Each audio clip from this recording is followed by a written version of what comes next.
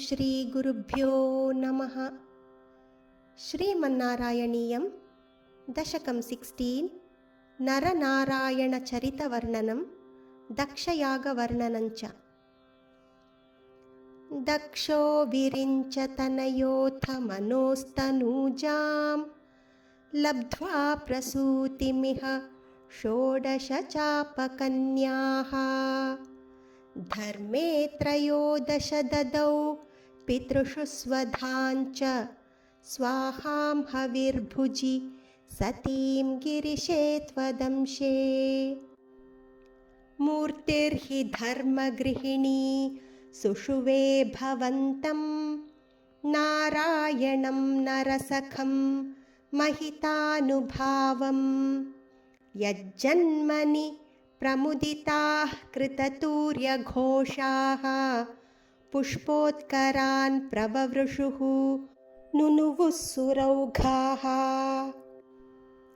दैत्यं सहस्रकवचं कवचैः परीतं साहस्रवत्सर तपःसमराभिलव्यैः।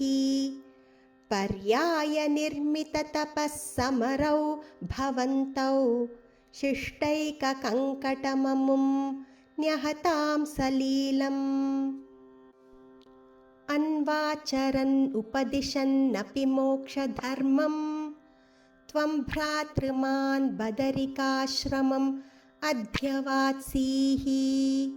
शक्रोऽथ ते शमतपो बलनिस्सहात्मा दिव्याङ्गना परिवृतं प्रजिघायमारम्।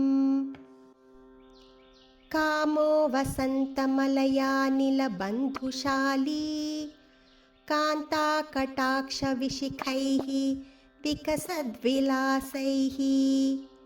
बिध्यन्मुहुर्मुहुः अकम्पमुदीक्ष्य च त्वां भीतस्त्वयाथ जगदे मृदुहासभाजा। भीत्यालम् अङ्गजवसन्तसुराङ्गनावः मन्मानसन्तु इह जुषध्वम् इति ब्रुवाणः। त्वं विस्मयेन परितः स्तुवतामथैषां प्रादर्शयस्व परिचारककातराक्षीः।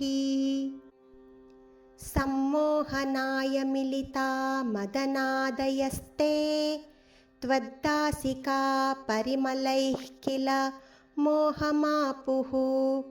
दत्तां त्वया च जगृहुस्त्रपयैव सर्वस्वर्वासि गर्वशमनीं पुनः उर्वशीं ताम्। दृष्ट्वोर्वशीं तव कथाञ्च निशम्य शक्रः पर्याकुलोजनि भवन्महिमावमर्शात्। एवं प्रशान्त रमणीयतरावतारात् त्वत्तोऽधिको वरद कृष्णतनुस्त्वमेव। दक्षस्तु धातुः अतिलालनया रजोऽन्धः नात्यादृतस्त्वयि च कष्टम् अशान्तिरासीत्। येन व्यरुन्धसः भवत्तनुमेव शर्वं यज्ञे च वैरपिशुने स्वसुतां व्यमानीत्।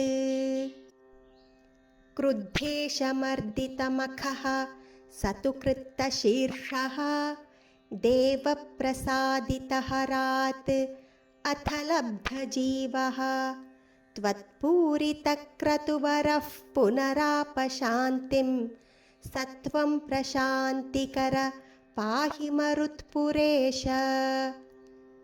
श्रीहरये नमः। गोपिका जीवनस्मरणं गोविन्द गोविन्द। ॐ तत्सत् सर्वं श्रीकृष्णार्पणमस्तु।